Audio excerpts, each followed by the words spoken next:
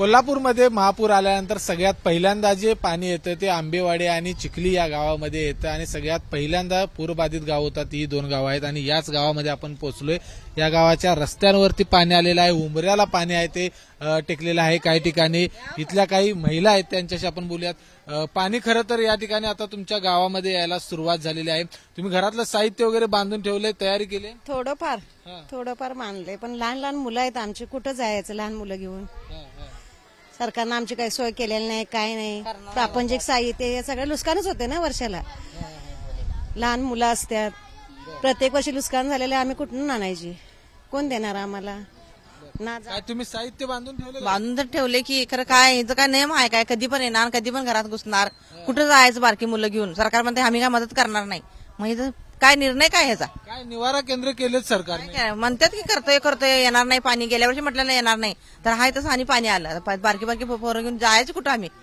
साहित्य बांधून ठेवले? साहित्य थोडं बांधलंय सर, काय बांधायचं? काय काय प्रपंचाला एक लागते काय?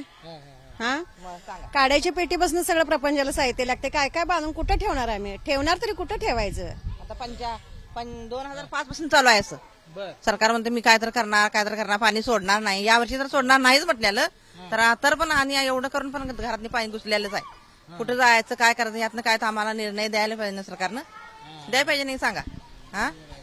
तर या भागामध्ये खूप पाणी येतं, दरवर्षी पाणी येतं। मावशी देखील आलेल्या आहेत, लहान बाळ आहे कडेवरती, लहान मुलाला घेऊन तुम्ही आलाय कडेवर, पाणी येते तुमच्या भागामध्ये, तयारी ठेवली आहे? इथून सगळं साहित्य बांधून ठेवले काय? ठेवले पाणी आलं, पाणी आम्ही बांधून ठेवले। आता आम्ही चाललोय, घरी सोडून चालले, पाणी वाढणार। घरात कोण कोण आहे? कोण हा देवाचा बायती नाही, आम्ही हाय आता चाललोय, पाणी बघून घरी सोडून चाललोय आम्ही।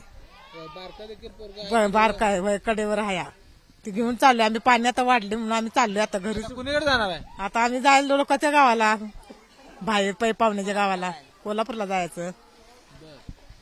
तुम्ही काय करायचं चाललंय आता? इथंच राहतोय मी, मोड विकते मी, आंबेवाडी चिखली।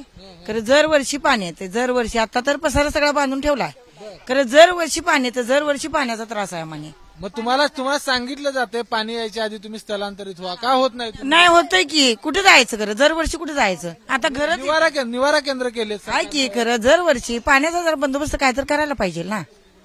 मग हा पसारा तिने उचलून ठेवलेला आहे। काय म्हणतात? निवारा म्हणजे किती दिवस लहान मुलं घेऊन जाणार? त्यांच्या पोटापाण्याची सगळ्याची सोय व्हायला पाहिजे का नाही सर? निवारा केंद्रात करतात सरकार। लहान मुलं एवढी घेऊन 4 महिने असतं, कुणाचं वय 1 वर्षाचं असतं, 5 महिने का डिलिव्हरी झालेले असतात सर, कुठं घेऊन जायचं? ते लहान मुलं तसं निवारा तेवढं होतोय का तिथं? पै पाहुण्यांच्या तर आम्ही किती दिवस राहणार? 4 दिवस 8 दिवस, प्रत्येक वर्षी हीच रड आहे सर। तर बघितलं आपण, इथल्या या सगळ्या महिलांच्या व्यथा आहेत की दरवर्षी या ठिकाणी पाणी येतं, जिल्हा प्रशासन या ठिकाणी निवारा केंद्र करत असतं, मात्र त्यामध्ये किती दिवस राहणार असा देखील यांचा प्रश्न असतो। घरामध्ये लहान मुलं असतात आणि जे संसाराचं सगळं साहित्य असतं ते लहान, एखाद्या काड्यापेटीपासून सगळं महत्वाचं साहित्य असतं ते सगळं घेऊन आम्ही कुठं स्थलांतरित व्हायचं, अशा पद्धतीचा प्रश्न देखील या ठिकाणी त्यांनी उपस्थित केला। कॅमेरामॅन निलेश शेवाळेसह विजय केसरकर, एबीपी माझा, आंबेवाडी, कोल्हापूर। एबीपी माझा, उघडा डोळे बघा नीट।